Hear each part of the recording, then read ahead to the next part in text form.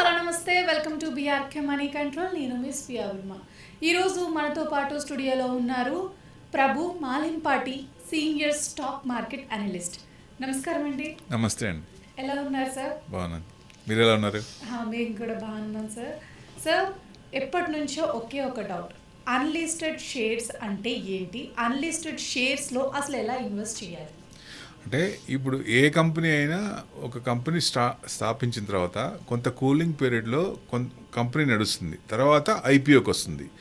ఐపీఓకి రాకముందు షేర్స్ అనేవి ఉంటాయి కాబట్టి ఆ షేర్స్ కంపెనీ ఇష్ట ప్రకారం సెబీ పర్మిషన్ తీసుకొని కొంతమందికి ఇవ్వచ్చు. సో అవి తక్కువ రేట్లో ఇస్తారు మార్కెట్లో. అంటే అప్పుడే కొత్త ప్రోడక్ట్ ఇంకా మార్కెట్లో రాదు, కొత్తది కాబట్టి. ఇప్పుడు ఎగ్జాంపుల్గా ఎన్ఎస్సి తీసుకుందాం. ఎన్ఎస్సి మనకు ఆల్రెడీ బీఎస్సీ వచ్చేసింది. బీఎస్సీ 800కి ఇచ్చారు. అది ఎంతవరకు పోయింది? 7,000 వరకు పోయింది. అంటే బీఎస్సీ అంటే బాంబే స్టాక్ ఎక్స్చేంజ్. అట్లానే ఇప్పుడు నేషనల్ స్టాక్ ఎక్స్చేంజ్ ఎన్ఎస్సి కూడా వస్తుంది. అసలు అన్లిస్టెడ్ షేర్స్ ఇప్పుడు అందరు చూపు పడటానికి కూడా ఇదే కారణం.